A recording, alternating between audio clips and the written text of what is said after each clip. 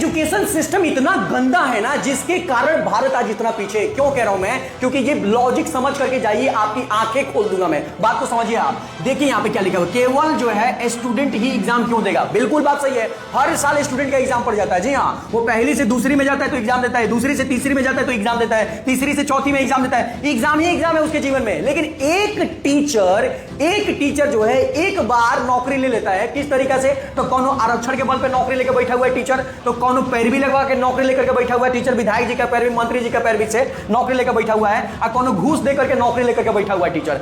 एक बार एक का नौकरी जब हो जाता है तो ये सब 60 साल के लिए फिक्स हो जाता है। जी हाँ, 60 साल के लिए फिक्स हो जाता है। 60 साल इसको ना एग्जाम देना है, ना इसको पढ़ना है, ना इसको कुछ नहीं करना है। 60 साल ही भैया फिक्स हो गए। क्यों?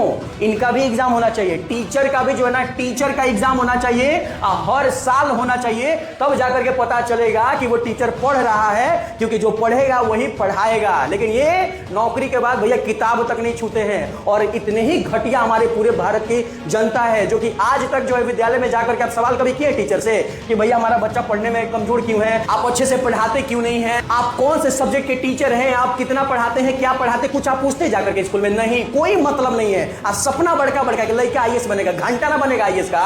जब तक ये सिस्टम चलेगा तब तक लड़का कुछ नहीं बनेगा। टीचर का, सरकारी स्कूल का टीचर का जो ना हर साल एग्जाम होना चाहिए। वीडियो को इतना शेयर कीजिए ताकि हमारे शिक्षा मंत्री तक पहुंचे और शिक्षा मंत्री को यह बात समझ में आए कि टीचर का कम से कम हर साल टेस्ट एग्जाम लीजिए, और जैसे ही वो एग्जाम में फेल होता है तो उसको छाटिए, भगाइए उसको वहां से, और दूसरा युवा को चांस दीजिए। इससे पता है क्या होगा? सीटों जल्दी जल्दी खाली होगा और नौका आदमी को पढ़ाने का मौका भी मिलेगा और एजुकेशन व्यवस्था भी सुधरेगा, और तब जाकर के भारत बनेगा। शेयर करो वीडियो को ताकि आपके बच्चों का भविष्य सुधर पाए, और फॉलो करके रख लो यार।